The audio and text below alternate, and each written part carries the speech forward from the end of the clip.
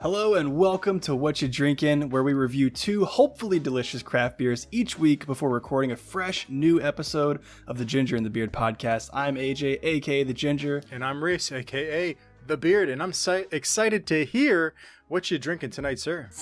I'm excited to be drinking it because, as we were just discussing, and as the folks out there probably don't know, I was just on vacation for a week in Costa Rica with my wife, and 10-year anniversary. Shout out to Shayna. Nice. And they had no craft beer in Costa Rica, it turns out. Well, at least on the resort. So I'm only a few deep since coming back from Costa Rica, and I've been eyeballing this bad boy in my fridge for the last few days. And I'm like, you know what? I'm gonna save that one. Save that one for the return episode. You've been dreaming about it for the past week. Oh yeah, dreaming about the Citra dreams. Nice. I definitely missed craft beer in Costa Rica, 100%.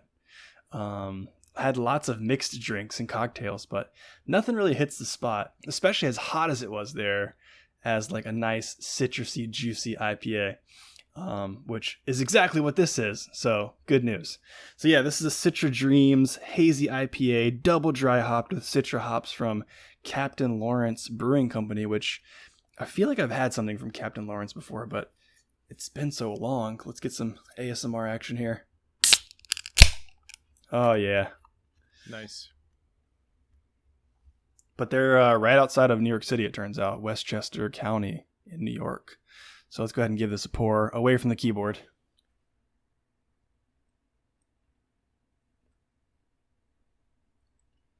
So they're known for their citrus aromas, huh? The old Citra hops. Yeah, I was actually expecting like a bigger head on that for some reason. I don't know why, but yeah, Citra hops, as it would sound like, known for their citrusy aromas. And I think based on what I was reading, it sounds like Citra hops are typically paired with other hops, but they can also be used on their own.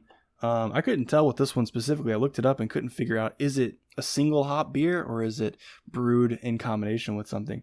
But either way. Don't you wish more of the companies would just share the ingredients, you know? Yeah. They probably don't want to. Yeah, they probably don't, but they could at least be like, hey, yeah, because you don't know what's in there, you know? There could be all kinds of crazy stuff in there. Yeah, arsenic, ricin. You went a completely different I'm just kidding. route than I was thinking. No. Yeah, rat poison. Went straight on left field there, but Tom Jones style, huh? Yeah, I mean, I guess some of them put it out there, but some of them maybe I don't know. Maybe I don't want to throw anybody under the bus or point any fingers here, but based on some of the conversations we've had with maltsters and hop farmers and things like that, especially our last interview with Murphy and Rude Malting, they kind of I feel like breweries might kind of hide under the rug what they actually use because they're like, hey, we're a craft brewery, local craft brewery, but we get our malts from overseas. Don't tell anybody. Oh. Oh, see, that's why you got to go to the craft breweries that are like, hey, guess what? We just get it from down the road. Yeah, exactly. Because then you know. Yep. Then you know. But this smells delicious, man. It smells exactly like what I thought it would smell like. Nice and citrusy. Really a lot of grapefruit. And honestly, I get a lot of sweetness on this too. I feel like it's been a long time since I've analyzed a craft beer. And so I'm trying to retrain my senses right now. But it's got a sweet sort of smell to it. Almost like what you'd get from, a beer that's got lactose added, like a milkshake sort of IPA. But I don't think that fits this beer particularly. But lots of grapefruit, citrus smell to it. A really nice, pale sort of orange color. Always hard to tell here in the camera, but certainly not super hazy as I was kind of expecting. But let's go ahead and give it a sip.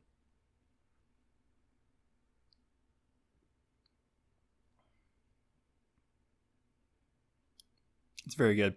Not overpowering in the citrus department. I think that Citra hops definitely comes through primarily in the aromas for me. It's very light bodied and almost kind of dry almost too. It's not as thick, as some of these hazier IPAs tend to feel. Definitely a crushable sort of style here. I could definitely see myself taking on a few of these by the pool. Take me back to Costa Rica, please. But yeah, I mean, overall, really, really light mouthfeel. It's almost got like this fizzy sort of texture to it, like kind of like a champagne-y sort of texture where it feels like it just kind of hangs out there on my tongue for a second. But the citrus definitely hangs around a little bit too, but not super potent. It's not really a strong like hop bitterness to it either, which is kind of nice. Getting back into the swing of things here, and these super hoppy ones might be a detractor, but let's try another sip.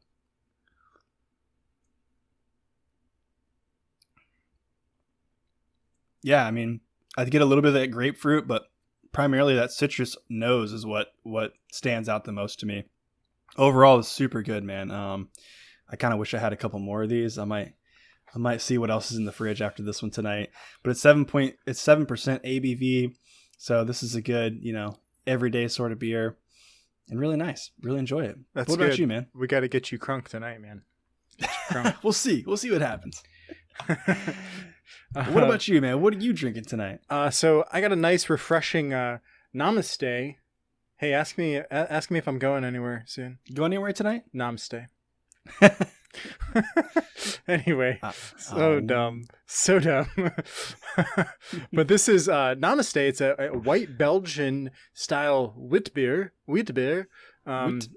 by Dogfish Head Craft Brewery. Pretty sure everybody knows them by now. You can't really go wrong with Dogfish Head, I feel like. So it says our Belgian-style white ale brewed with orange flesh and peel, fresh cut. You don't ever see that really often. It's usually like just orange flesh. Orange flesh. I want to go back and talk to the marketing department real quick. Fresh cut lemongrass, a bit of coriander, peppercorns, and a generous dose of good karma. Good karma. Oh, hey. Yeah, 4.8% ABV, 20 IBUs. Let's go ahead and pour it out real quick and see what we're working with. I'm right over my keyboard. Let me back it up. Yeah, back it up. Oh, yeah, very light. Very light. Semi kind of hazy, interestingly enough. I'm going to fill it up to the brim, I guess. I would say... Yeah, it's like semi hazy, which was unexpected. I thought it was going to be like clear. Semi hazy, very light golden white, it just it's as advertised. It looks like a wheat beer. Their website says, on a quest to brew a wheat beer chock full of flavor, Namaste White digs deep into Dogfish's culinary roots using ingredients of dried organic orange slices. They should have just said that. Fresh cut lemongrass, peppercorns, and a bit of coriander for a refreshing and sessionable experience. A twist of the usual wit beer complex in its aroma, simultaneously refreshing and contemplative. Pasta? Oh, somebody's name is Paste. Somebody's name is Paste. I'm guessing it's from the brewery. I'm not sure. With Paste. Yeah, I think it's Paste. With the notes of clove and subtle coriander, you'll find flavors of citrus and sweet malt with a slightly spicy finish for a zesty mouthfeel. Great.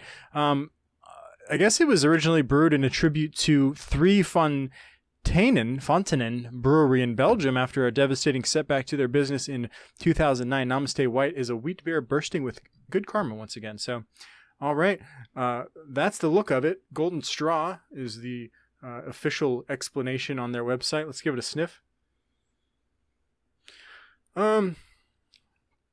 Pretty light, not a lot coming out of there. They say recommend citrus and cloves with subtle coriander notes. I actually am getting like ever so slightly clove. I'm not getting any citrus, which is surprising. I thought that would hit me in the face. Yeah. But I am actually orange flesh. Yeah, I'm just getting like clove, pretty much, which is odd. It's odd. That's all I'm picking up on. Let's give it a sip. Oh, I needed that, man. Whew. Yeah, I got 2 of these left. I'm gonna drink both of them. It's gonna be great. Instant karma. Yeah. Definitely like just light citrus. I'm not really picking up on like the spicy finish that they're talking about.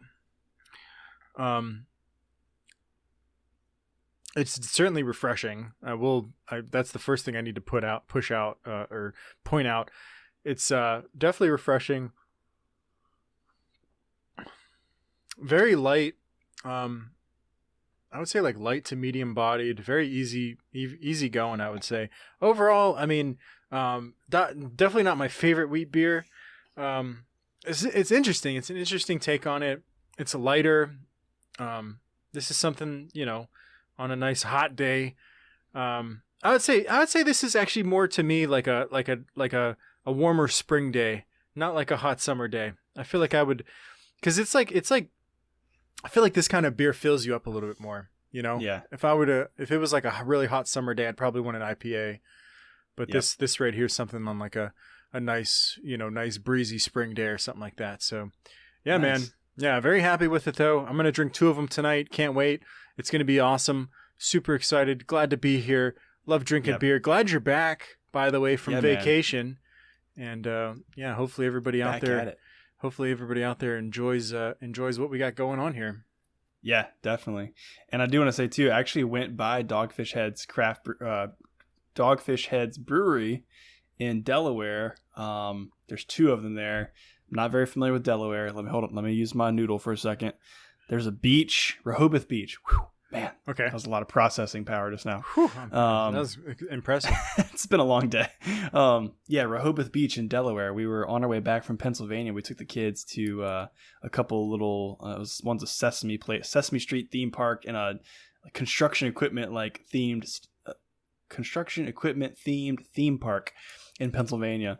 And on the way back, we hit the Dogfish Head Brewery at Rehoboth Beach, and I didn't get to spend a lot of time there. I went there with the intentions of picking up some 120-minute IPA, but they had it in stock. But when I realized it was like $36 for a 4-pack, I was like, oh, okay. So I picked up some other things. Yeah, $8 a beer, man. Watch out. Yeah. So I'll definitely want to make it back there one day. The brewery looked super cool. It looked like a really cool spot, but I couldn't stick around very long. So. Or $9 a beer. $9 a beer. That's cool. I've never been there, man. I want to go. Yeah, I think that's like I don't think it's their main one either. I think the other one in Delaware, which I don't know the area well enough to talk about it, is like their primary one. But I think by the time we were coming back through, they were already closed. So anyways, Dogfish Head. Yeah, like you said, definitely can't go wrong with that. Absolutely.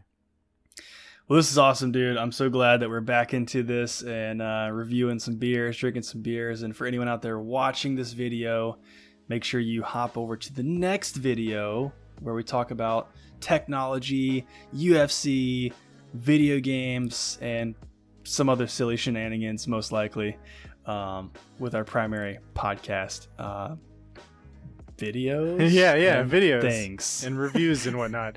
Yeah. And make sure to head over to Instagram to keep up with what we're drinking on a daily basis. I know you're posting on there constantly, so that's pretty cool. So, of course, subscribe to the Ginger and the Beard podcast on Apple Podcasts, Spotify, Google Podcasts, or wherever. Just subscribe everywhere.